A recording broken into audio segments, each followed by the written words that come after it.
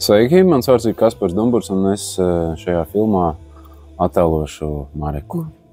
Viņa aicināja uz lielo foto, uz atvērumu foto un uz interviju. Un kaut kā Santa, man bija sajūta, ka es Santai ļoti patīku. Un kaut kā es tos sajūtu, un mani arī aizrāva tajā brīdī viņas savukārt. Tā enerģija, ja, tā aizrautība, man liekas, ka viņi visu laiku kustās. Viņi visu laiku kustās, un tas ir forši. Es vispār abrīnoju cilvēkus, kuri var darīt vairākas lietas vienlaicīgi bez maz vai, un būt aizrauti ar to, ka viņi to dara. Bet trakiem tik tiešām pieder pasauli. Tad šoreiz viņi man zvanīja un aicināja. Viņi saka, ka viņi grib filmēt filmu. Viņi izdomājas, viņa zārka naudu, viņa iztērēs filmai. Es, protams, palūdzu, es teicu, Santa super, un prieks. Bet es gribu izlasīt scenāriju. Un man atsūtīja, un es izlasīju, tur bija tāds puslīdz uzmetums, un man iepatikās. Man jau liekas, ka mēs esam diezgan līdzīgi. Tādā ziņā, ka es jūtu, ka viņš arī ir perfekcionists un mēģina.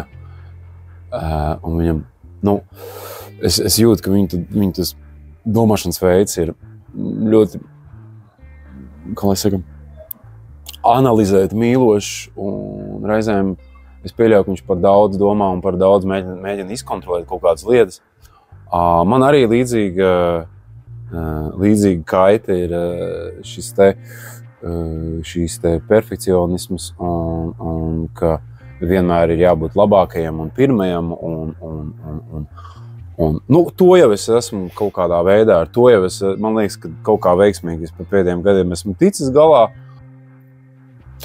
Es ticu laikam darba brīnumiem. Man arī šis saulriets un tas, kā viņš krīt uz kokiem un cik patīkams gaiss šobrīd šeit ir, arī tas ir brīnums. Tik tiešām, jā.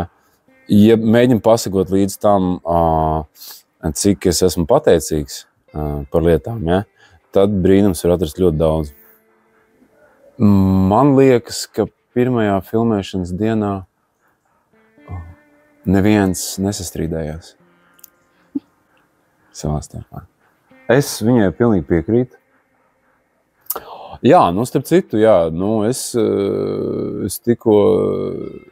tikko iegādājos kabrioletu. Es vispār esmu ar Santu uz tā kā viņas komandā.